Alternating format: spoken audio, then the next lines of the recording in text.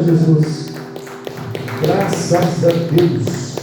Ó, vi que algumas pessoas estão ali na fé dos 14 dias e não dos 12 dias, porque são 14 direções que Deus ele está derramando sobre nós aqui na igreja do Areião. Lembrando que são 12 dias, mas quem veio de manhã recebeu uma porção daquilo que Deus tem para nos entregar, e quem voltou nesta noite vai ter porção dobrada em nome de Jesus. Você crê nisso? Estou vendo aqui a Lu com a Maria Clara, família do Júlio César, do Pedro Camara, Dona Angelina, Sara. Dona Angelina está na frente, Dona Angelina, em nome de Jesus. O Gleison não veio hoje, Andréia? Está trabalhando? Quebrou. É bom a sinceridade, né? Cara, isso aí mesmo, tem que ver. Mas a gente ora que Deus vai alcançar e vai tocar. Amém. Mas eu fiquei muito feliz que ele veio.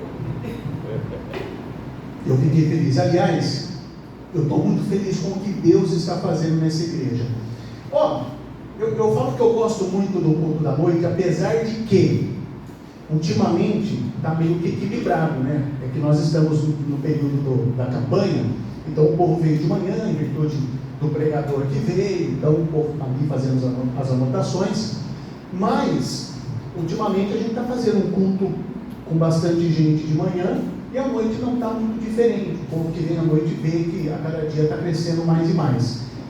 Mas eu sempre falei para o povo da noite que às vezes a gente está num número menor de pessoas, e eu gosto porque a gente conversa, eu falo que não é apenas uma pregação, mas eu consigo olhar nos seus olhos, a gente consegue fazer essa troca de energia na presença de Deus. E Deus tem falado muito no meu coração algo da seguinte forma: quem me conhece já há algum tempo, e inclusive na igreja do Evangelho Quadrangular, as pessoas até me classificam: o pastor Tony é teólogo, ele, pastor Afrânio, Tiago Giovanetti, eles são teólogos. Mas viu, eu aprendi uma coisa: a teologia é importante, muito importante, até porque você não vai se consultar com o Zé da esquina. Antigamente, quando você vivia para os ídolos, quando você não conhecia o verdadeiro evangelho, você estava doente, não sei você, mas a minha mãe levava na benzedeira. Ela não é? Quem aqui é dessa época que levava na benzedeira? E tem um monte de gente. Hoje a gente sabe que Deus ele é poderoso para curar qualquer enfermidade, mas quando a gente está doente, a gente procura quem? Um médico, um profissional. E eu falo que um pastor que cuida de ovelhas, principalmente pastor titular, ele precisa ter a capacidade de estar sempre se reinventando, estudando. Mas Deus ele tem falado muito ao meu coração o seguinte: ele fala assim, ó, meu filho, fala para a minha igreja que tem hora que é teologia, mas tem hora que é profecia. E isso tem fermentado no meu coração de tal forma. E eu me lembro, hoje eu estava voltando, eu fui fazer compra agora à tarde, lá para o restaurante, e eu estava voltando para pegar a pastora para a gente vir para a igreja, e conversando com Deus assim, e me veio, o Júlio César lembra dessa época, do período em que a gente ia no monte, para consagrar vidro de azeite. A gente ia no monte. Agora, na teologia isso tem respaldo? Não, mas é profético. E a gente ia com todo o coração, com toda a fé, né, Júlio? A gente parava na madrugada ali, consagrando o vidro de azeite. A gente colocava e a gente entregava para o povo. Eu lembro que foi um período em que a igreja cresceu muito, e muitos testemunhos, pessoas chegando na igreja. Isso que é importante. Então Deus tem falado muito no meu coração: fala para a minha igreja que tem hora que tem que ser teologia, mas a hora que tem que ser profecia. E esse ano de 2026 é o ano do avante, é o ano que nós vamos avançar. E a palavra que o pastor Rogério trouxe hoje complementou com tudo aquilo que nós estamos ouvindo nos dias que o antecederam. E agora à noite não vai ser diferente. Quem quer avançar em 2026? Diga: eu quero. Eu também quero. Agora, quando a gente fala avançar, mas avançar para onde? Nós aqui, nós temos que correr em busca do nosso sustento. E nós vivemos numa sociedade a qual ela, de certa forma, ela nos induz a consumir Nós vivemos numa sociedade capitalista. E ainda mais hoje com redes sociais, Instagram, TikTok, Facebook, que já ficou um pouco ultrapassado, mas as pessoas hoje, elas querem mostrar a roupa que ela está vestindo, ela quer mostrar os hábitos que ela está criando, está numa academia, está pedalando, está correndo, está lutando. As pessoas querem mostrar as viagens que elas estão fazendo, elas querem mostrar, em alguns casos ainda mais graves, porque a pessoa que está nesse ponto, a pessoa ela não se preocupa com nada, porque ela está ostentando mesmo. As pessoas que mostram as suas compras, casas novas, carros novos, enfim. Mas tudo isso é algo que a própria sociedade atual está nos moldando, nos empurrando a fazer. Então nós somos o modelo daquilo que nós vemos.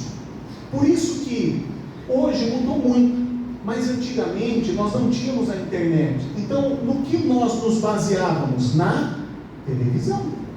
E você pode perceber quantas novelas já não ditaram modas no Brasil.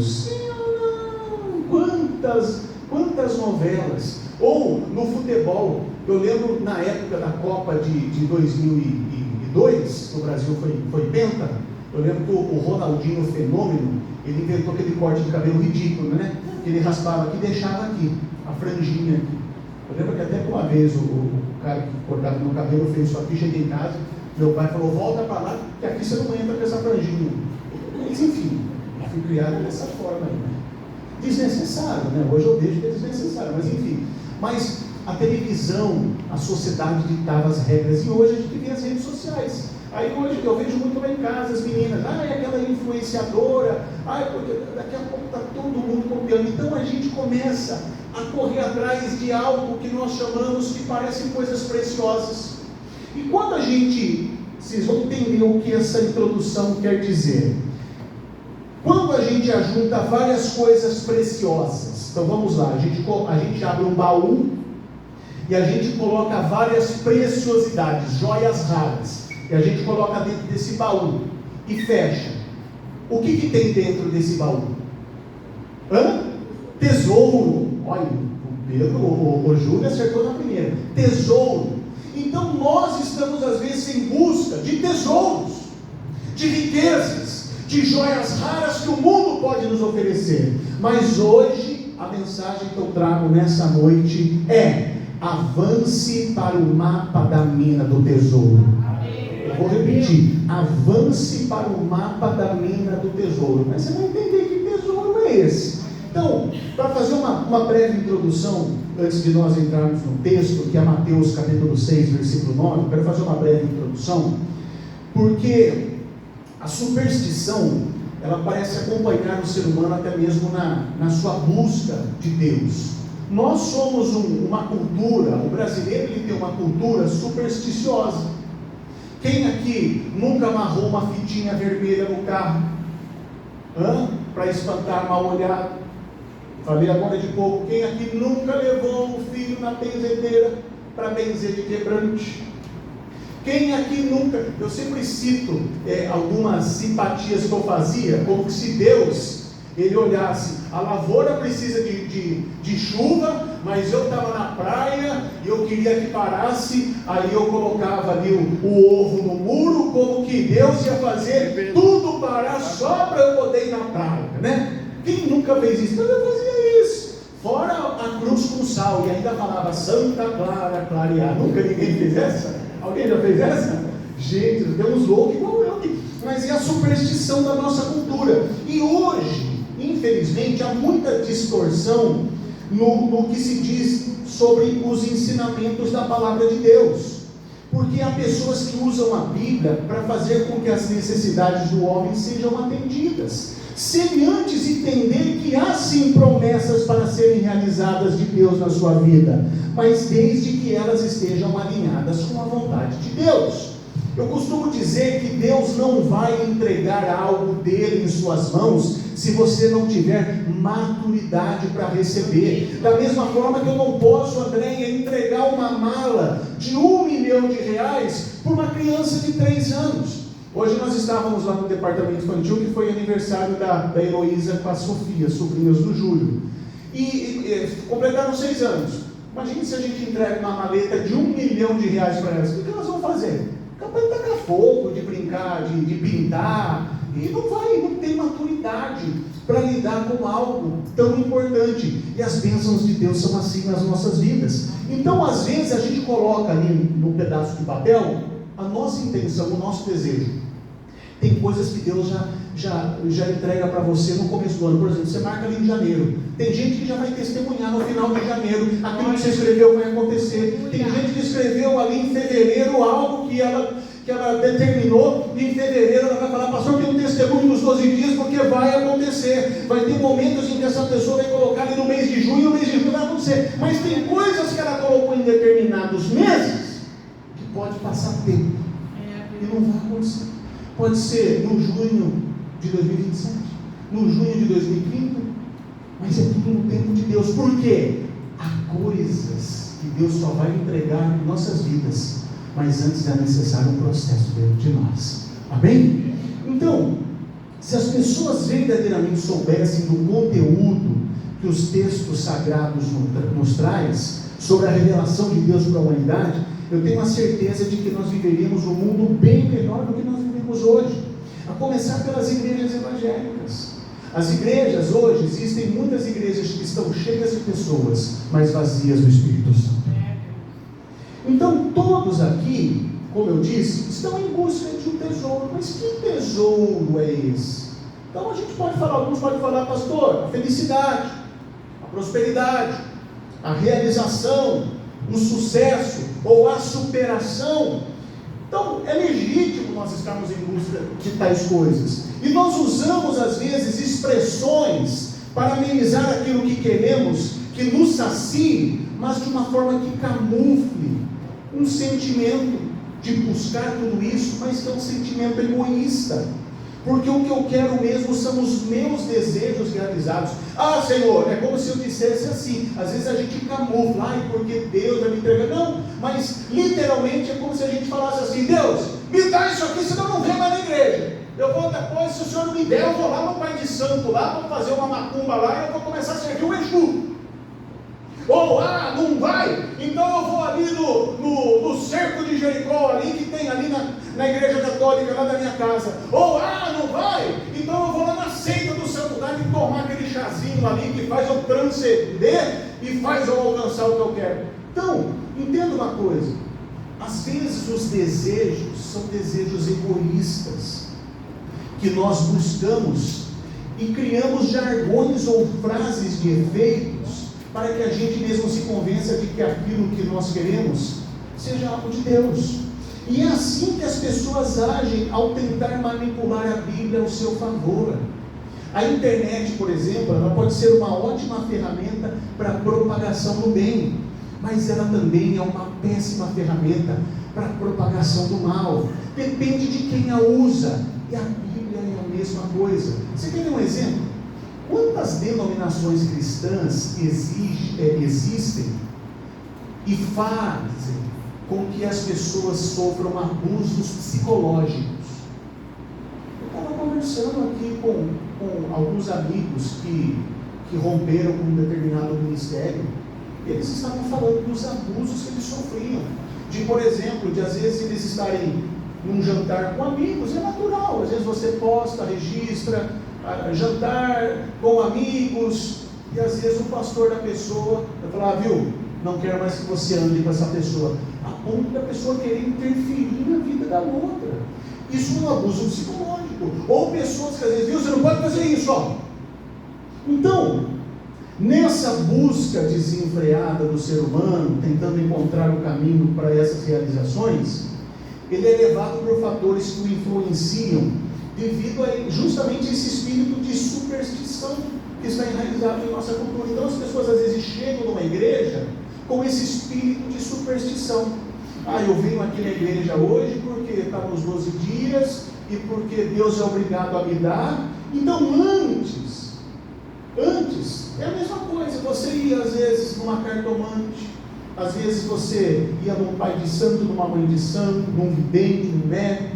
Daí você vem aqui para a igreja evangélica, vem para essa cultura que te doutrina de que tudo aquilo que você fez no passado não era de Deus, e que a levavam a buscar tais consultas, mas você continua buscando as mesmas consultas, só que você só mudou o rótulo. Mas se você está em busca de um tesouro que vai lhe trazer um sentido para a sua vida, preste atenção. Se você entrou aqui em busca de um tesouro que vai trazer um sentido para a sua vida, então eu vou lhe apresentar nesta noite o mapa da mina desse tesouro. Quem quer receber o mapa da mina desse tesouro? Então hoje eu vou lhe mostrar esse mapa da mina. E eu tenho certeza que ele esteve a vida inteira dentro da sua casa, para a grande maioria dentro da sua própria mente, mas você nunca percebeu o valor desse documento que te levará ao verdadeiro tesouro que Deus preparou para nós, seres humanos. Por isso eu leio com você o Evangelho segundo Mateus, capítulo 6, a partir do versículo 9.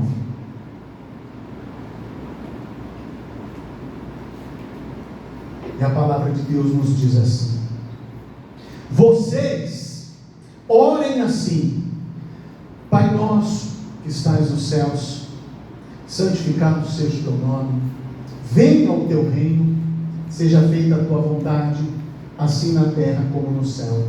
Dai-nos hoje o nosso pão de cada dia, perdoa as nossas dívidas, assim como perdoamos aos nossos devedores, e não nos deixes cair em tentação, mas livra-nos do mal, porque teu é o reino, o poder e a glória para sempre. Amém. Quando nós lemos essa oração e a repetimos, nós estamos entendendo as respostas de Jesus enquanto as aflições, enquanto as angústias da alma do ser humano, da alma do homem, da alma da mulher.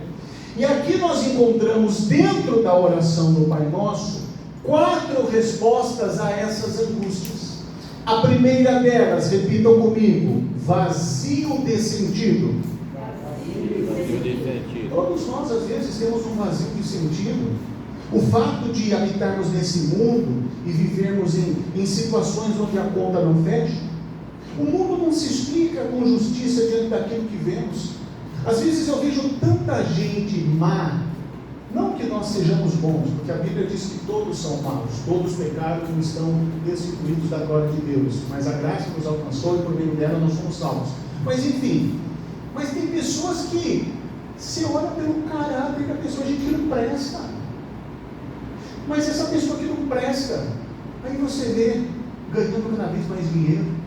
E você que trabalha ali dentro de uma honestidade, você que acorda cedo, você que luta, você vê a dificuldade que você passa, aí você começa a fazer comparação, mas como que pode? Como que pode, às vezes, a gente vê também dentro da política, os políticos que são os responsáveis para trazer o bem para a população, para fazer o bem para a sociedade? Não, mas eles estão apenas interessados nos seus próprios interesses. Não estão interessados no coletivo, não. Estão interessados naquilo que vai resultar em voto para ele numa próxima eleição. E essas pessoas vão crescendo e tendo poder cada vez mais. Então observe que a conta não fecha. E a gente tenta encontrar sentido nesse mundo. Nós não sabemos porque algumas crianças nascem no meio da fome e outras nascem em condomínios fechados, com tanta fartura, que a gente brinca lá em casa. Esse é herdeiro. Gente que não vai estar preocupado, pode ter certeza. Nem os filhos dele, nem os netos, nem os bisnetos, porque o que ele já tem, o que ele herdou, dá ali para umas 10, 20 gerações. E às vezes a gente fica se perguntando, mas por que a gente passa por uma coisa e o outro? É tão fácil. Por que a sorte para alguns e um mau destino para outros? E para pessoas que ainda, como eu disse, não merecem. E nós temos essa angústia e nós vivemos num vazio de sentido. E essa oração do Pai Nosso traz essa primeira resposta ao vazio de sentido da alma do ser humano. Segunda resposta é que a oração, ela responde às nossas angústias. Repitam comigo: a necessidade de lutarmos pelo pão de cada dia. E o que é lutar pelo pão de cada dia, se não a luta pela sobrevivência? É de semear entre espinhos, em ambientes hostis. Você vezes você está no trabalho e às vezes você já começa a ter crise de ansiedade porque você não quer estar lá amanhã. Mas você vai porque você precisa no final do mês do pagamento. Olha só que triste viver num mundo de competição. Às vezes o cara que divide a mesa com você, ele passa a rasteira de você, ele tira a comissão de você, ele rouba o cliente de você, ele rouba a venda de você, ou às vezes ele puxa o tapete de uma promoção que seria sua. Então a gente vive com um medo do quê? Da escassez. A gente vive com um senso de falta. Nós lutamos com a insaciabilidade dos nossos desejos. Desejamos mais do que conseguimos absorver em nossas vidas e nós nunca estamos satisfeitos. Lutar por aquilo que desejamos e quando conseguimos, parece que aquilo mais não nos preenche. A terceira resposta que a oração do Pai Nosso traz à angústia da alma humana, repita comigo, é a culpa que nós carregamos. Porque todos nós temos uma culpa, vergonha. Se eu fizesse daquele jeito, se eu pudesse voltar atrás, eu só estou passando por isso porque eu fiz aquilo lá no passado, aquele negócio, aquela transação, aquela venda, olha no que resultou. Talvez aquela palavra, aquela amizade que eu perdi. Então observe que a gente sabe que não é o que deveria ser. A gente sabe que falha e continua falhando. Então nós estamos sempre frustrando expectativas e fazendo mal a quem nos quer bem. Isso vai nos gerando culpa por não conseguirmos ser quem Deus quer que a gente seja ou que as pessoas esperam de nós. E a quarta e última resposta que a oração do Pai Nosso traz às nossas angústias é, repita comigo, o medo. A pastora Mônica falou ontem sobre isso. Temos um medo porque estamos vulneráveis nessa existência. Quem tem a certeza do amanhã? Alguém aqui já ouviu falar da Musical? Aqui em Piracicaba? Os mais novos, acho que não, né? Mas aqui a gente está no povo já. A Maria Clara e o Vinícius, acho que não ouviram falar. Você ouviu falar já da Musical? Eu comprava fita cassete na Musical, LP de vinil. Ainda cheguei a pegar a fase do CD. A Musical tinha uma mega de uma loja na Praça José Bonifácio, vocês lembram? E tinha uma na Rua 15.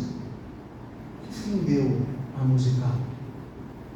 Hoje você tem qualquer tipo de música num aplicativo que você paga de uma merreca por mês. No Spotify, no Deezer ou em outro streaming. Então você tem aqui tudo na palma da sua mão, no seu aparelho celular. Quem imaginava, gente? Quem aqui lembra da Laser Express? Laser Express. Eu lembro que às vezes eu não tinha dinheiro para comprar CD, eu ia na Laser Express porque eles alugavam. Quem não lembra aqui da Cinevídeo?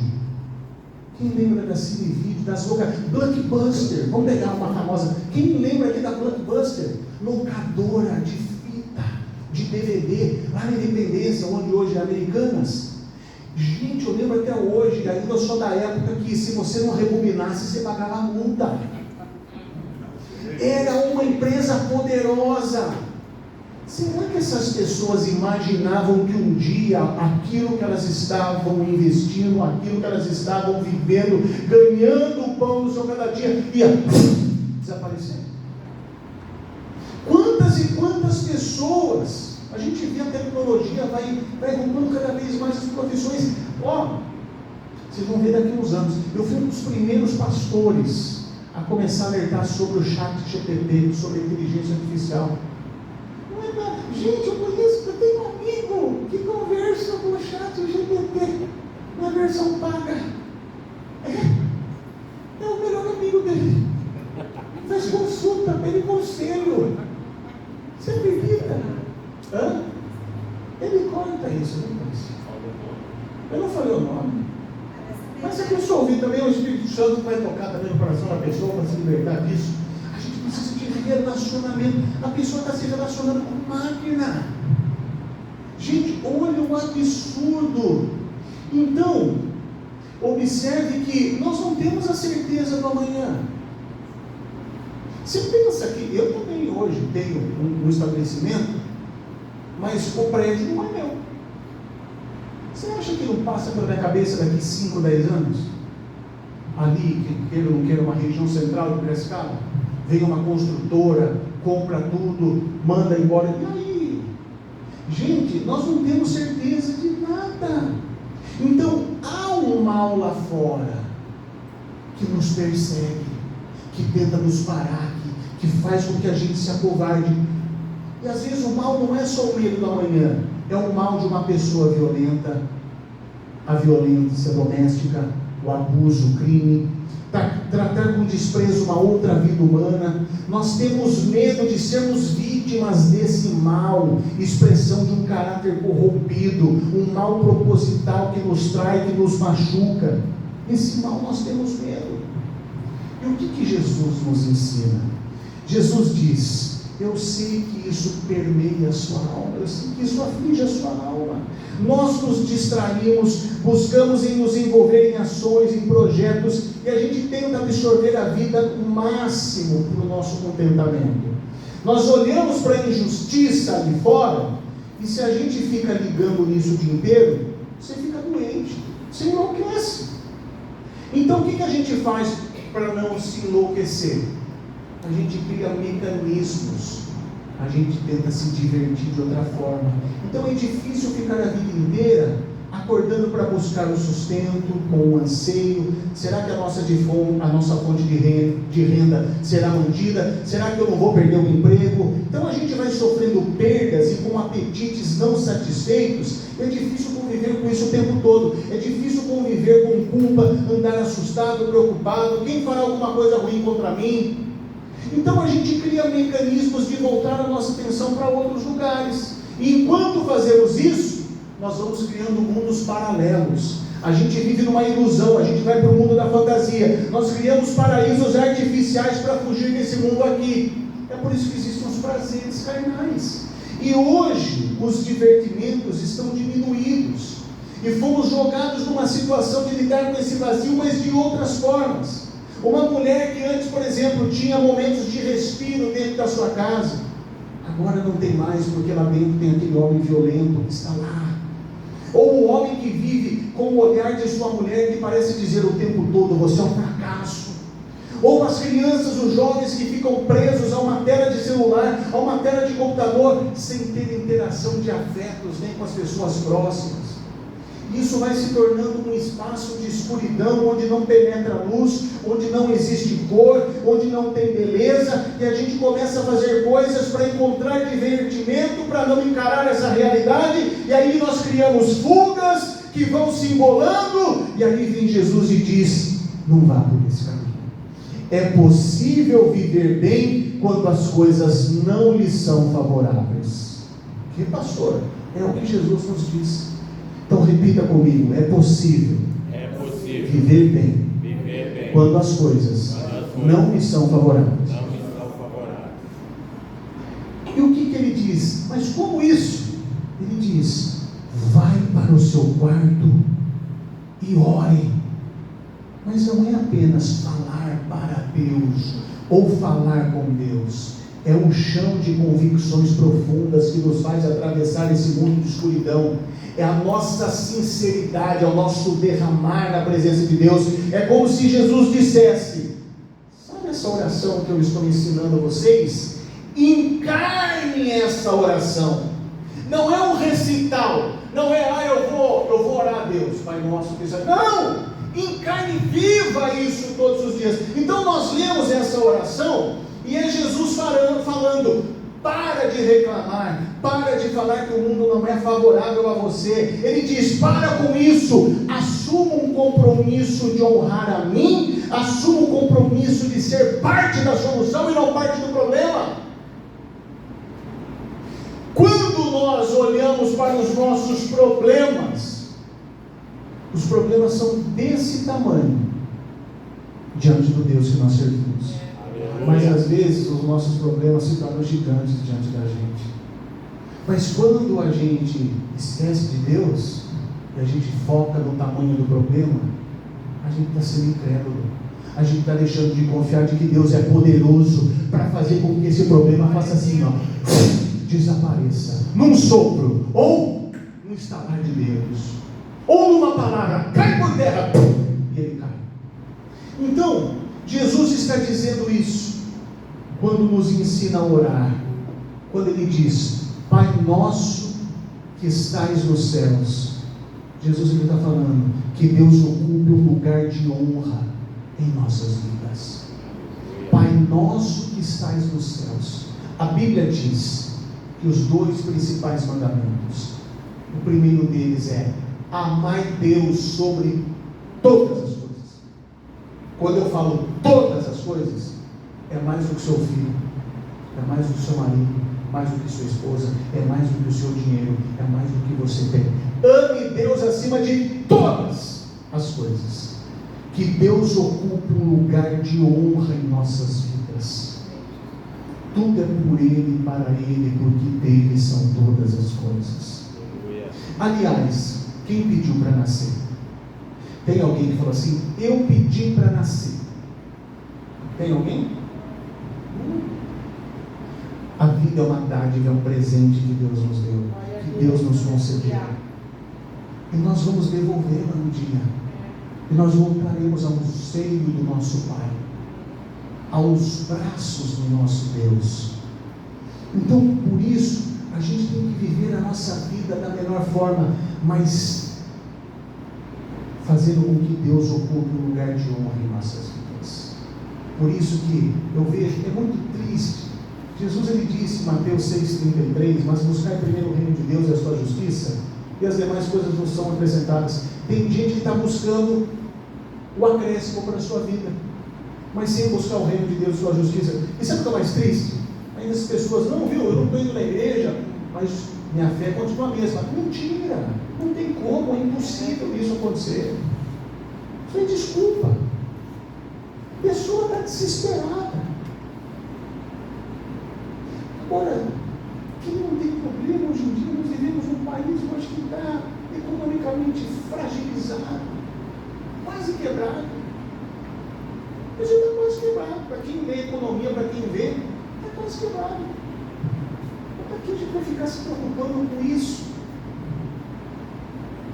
A cada dia basta o seu mal, a gente tem que entender que é Deus que alimenta as aves que estão nos céus, Ele que veste os lírios dos campos, e nós somos mais importantes que as aves e mais importantes que as plantas, porque nós somos feitos à imagem e semelhança de Deus. Você crê nisso? Então, quando ele diz Pai nosso que estais nos céus, ele diz que Deus ocupe um lugar de honra em nossas vidas. Em segundo lugar, quando ele diz venha a nós o teu reino, ele está dizendo venha o teu reinado. É como nós disséssemos assim para Deus: Senhor, assuma o controle da minha vida. Eu sou um instrumento da sua vontade aqui na terra. Aqui embaixo a gente olha para o caos, para o mal, para a injustiça, e Jesus diz: então levante e vai trabalhar, vai fazer algo para mudar essa realidade, faça a diferença. Eu sou parte da solução e não parte do problema. Crente que trabalha não dá trabalho. Quem está servindo, quem está sonhando em abençoar pessoas, o mundo não dá trabalho. Nós não somos da murmuração, nós somos adoradores, nós somos um povo que se rende a Deus. Adoração chama serviço, servir. Tem gente que é preguiçosa, acovardada na existência, gente que toma peso para os outros carregarem, e é por isso que Deus separa esse povo, uns que são o problema, mas outros que são a solução. E os que são a solução são aqueles que dizem: Senhor, assuma o teu reinado, assuma o controle da minha vida. Quando ele diz o pão nosso de cada dia nos dai hoje, é como se ele dissesse: desfrute da vida com dádiva a ser partilhado. O pão não é meu, o pão é nosso. Observe o pão nosso de cada dia. Seja grato pelo que você tem. Para de pensar no amanhã. E se amanhã não tiver? Essa é uma das nossas angústias. Hoje você tem, cultive a gratidão. Troque a insaciabilidade pela gratidão. Agradeça por aquilo que você tem. Não viva na zona cinzenta da ansiedade, do medo do amanhã. E Jesus nos ensina: agradeça o pão de cada dia e lembre-se que Ele é nosso. Partilhe. Não é acumulado que chamaremos a atenção do dia, mas é partilhando. O pão é nosso, é para repartir. E assim, não somos bonzinhos. Estamos sendo responsáveis, porque a riqueza de Deus é coletiva. É o que diz, o que a gente sempre lê em Provérbios 11:24. A quem dê generosamente e vai recuperar suas riquezas. Esmola para nós é pejorativo. Na Bíblia é praticar um ato de justiça. Hoje eu tenho, mas amanhã pode ser eu que não tenha, e vice-versa. Hoje eu tenho e te ajudo, amanhã você não tem e eu te ajudo.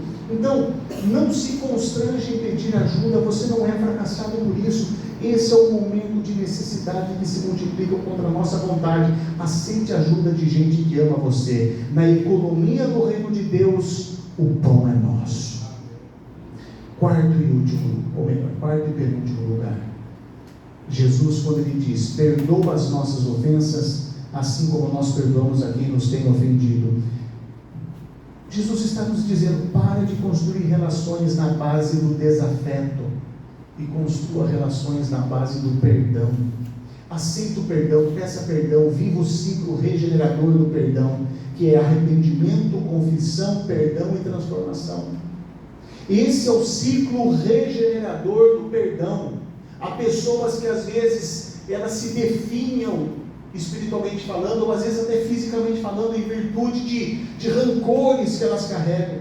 Mas quando você libera perdão, começa com arrependimento, depois com a confissão, aí o perdão, e aí vem a transformação. Então, mais cedo ou mais tarde, se nós não liberarmos perdão, nós vamos ferir alguém e seremos feridos. Isso porque nós não somos perfeitos, faz parte da nossa natureza inclinada para o mal. As pessoas que amamos também não são perfeitas. As pessoas que nos amam não são perfeitas.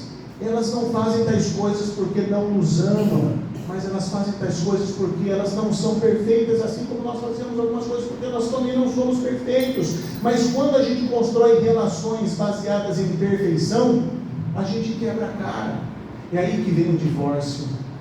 É aí que vem o rompimento da família, de um filho que não olha mais para a cara do pai, que não olha mais para a cara da mãe, de um irmão que não olha mais para a cara do irmão, porque haverá transgressão, dissimulação. Daí eu me escondo, porque senão serei julgado, açoitado, isso vai gerar destruição. Então pessoas que não perdoam e não aditam falhas, nem delas e nem das pessoas, primeiro acontece com elas que entram num ponto cego, não se enxergam mais e tornam-se intransigentes com a falha dos outros. Pessoas que não perdoam, não fazem o caminho do arrependimento, não enxergam suas imperfeições e ainda cobram a perfeição dos outros. É para isso que Jesus está nos chamando. Perceba a oração que eu estou ensinando vocês. E em quinto e último lugar ele diz, não nos deixe cair em tentação, mas livrai-nos do mal. Você sabe que, em outras palavras, ele está dizendo, não é livra-me do mal que tem ali fora, do assalto, do acidente, não. É como se ele dissesse, ande na linha, ande com todas as suas forças, para a maldade em você não se manifestar. Abandone sua vida dupla de pecado. O pecado é uma variável da sua vida, porque você não coloca controle em sua vida, você não se assume. Hebreus 12, vocês não chegaram a sangrar, vai dizer, vocês desistiram rápido. Então, a tentação chegou, lutaram só um pouco e pecaram. Não nos deixes cair em tentação. Então aqui estão 5 pontos por onde você tem que passar para encontrar o tesouro de valor que Deus preparou para você. Por isso continue avançando para um lugar que Jesus já abriu o caminho para você passar. Eu me recordo da primeira mensagem desses 12 dias, o pastor Fernando Favoreto dizendo que Jesus morreu na cruz. E por que Jesus morreu na cruz? Entenda uma coisa, a Bíblia nos diz que o salário do pecado é a morte. Eu já expliquei várias vezes, mas é bom você relembrar. Isso não quer dizer que, se eu fizer uma coisa errada agora, eu vou morrer espiritualmente. Não tem nada a ver. Se você aprendeu dessa forma aí, cuidado de quem te ensinou dessa forma, está no erro. Pecado é o homem viver afastado de Deus, errar o alvo. É o que aconteceu com Adão e Eva. Viviam ali em comunhão com Deus, viviam luz, E não tinham vergonha, porque não tinha maldade na terra. Tudo era imperfeição. Quando eles tocam no fruto da árvore do conhecimento do bem e do mal, persuadidos pela serpente, eles rompem com Deus. Isso é o pecado. Eles rompem com Deus. E o que acontece agora? Antes vocês eram perfeitos, seriam imortais. Agora vocês vão morrer. Agora vocês são seres finitos, ou seja, vocês vão ter fim. Vocês vão morrer um dia. Esse é o pecado original que a Bíblia nos ensina, que a revelação de Deus nos mostra. E é para isso que Jesus ele veio, para rasgar essa condenação que era imposta sobre nós. E ele fez isso na cruz do Calvário. Então, se você ainda fala que é por obras, é a mesma coisa que você falar: a cruz de Cristo, o sacrifício de Jesus não foi suficiente. A cruz é suficiente. O sacrifício de Jesus é suficiente para a nossa salvação. Só que agora, eu não preciso mais ter medo da morte. Por quê, Ari? É a mesma coisa. Imagine que as pessoas estão ali explorando um lago que sai de uma caverna. E aí as pessoas elas não sabem se elas estão presas naquele lugar e elas não sabem se há uma saída. Aí é como se uma pessoa fala assim: não, eu tenho fôlego. E a pessoa, ela vai e mergulha, daqui a pouco ela começa a demorar um pouquinho e morreu afogada, não tem jeito. Nós vamos morrer por aqui. Daqui a pouco ela volta: eu fui até o outro lado, tem jeito sim. Ele preparou o caminho. É isso que Jesus fez. Ele faz isso atravessando a morte. Ele vence o maior inimigo do homem, que é a morte. E ele diz para a morte: ó morte, cadê sua vitória? Ela foi derrotada em nome de Jesus. É por isso que em Cristo Jesus nós somos mais do que vencedores. Então, para que temer? Por isso que a gente precisa continuar avançando para o lugar que Jesus já abriu o caminho para você passar. E esse lugar que ele atravessou, imagine que é um mato grande. Jesus ele foi preparando ali com a foice. Está pronto para a gente passar. E nesse lugar que ele preparou, é cheio de bênçãos, é cheio de tesouros. A bênção para o seu casamento, a bênção para a sua vida profissional, a bênção para as suas finanças, a bênção para a sua vida espiritual, a bênção para a sua saúde, a bênção para todas as áreas em nome de Jesus. É por isso que nós precisamos continuar avançando. Não é simplesmente 12 dias e chega. Hoje eu vou para a igreja, amanhã eu não vou. Pode perceber. Às vezes, tem gente que, eu percebo isso, a pessoa ela começa aos poucos. O distanciamento de Deus ele é progressivo. A pessoa ela não deixou de acreditar em Deus. Mas pode ver, a pessoa falta um culto, aí ela vem na semana que vem. Aí ela falta o outro, aí ela vem na semana que vem. Daí no outro ela fala: estou cansado, já não vem. No outro estou cansado, vem. No outro vem. Aí daqui a pouco ela falta 3 cultos, e vem no outro. Daqui a pouco ela não vem mais, ela se afasta. Porque ela perde o hábito, ela vai se esfriando, porque a sua carne está ficando mais forte. E é aí que as pessoas quebram a cara. Então continue avançando, porque aqui está o mapa da mina do tesouro. Você quer felicidade? Avance. Você quer prosperidade? Avance. Você quer vitória no trabalho? Avance. Você quer vitória em todas as áreas? Continue avançando sem parar. Amém? Que essa palavra possa fazer sentido na sua vida e que você possa ainda nesse ano de 2026 e durante esse período dos 12 dias. A gente tem culto ainda segunda, terça, quarta, quinta, sexta, sábado e vamos terminar no domingo que vem. Ainda grandes coisas o Senhor entregará em nossas vidas. Feche os seus olhos, eu quero orar por você. Pai amado, Pai querido, em nome de Jesus, eis aqui essas pessoas que estão pelo 5º dia consecutivo, pessoas que deixaram, meu Deus, a sua família, pessoas que talvez estão até fisicamente cansadas. Eu mesmo posso falar, não tem sido fácil, o cansaço vai batendo, mas é o Senhor que nos sustenta. E nós estamos aqui porque nós cremos que o Senhor tem grandes coisas para as nossas vidas. Então, meu Pai, que o Senhor possa abençoá-las e que essa mensagem venha a germinar e frutificar na vida desse homem, dessa mulher, desta família, em nome de Jesus. Se você crê, diga amém, diga graças a Deus, aplauda bem forte Jesus.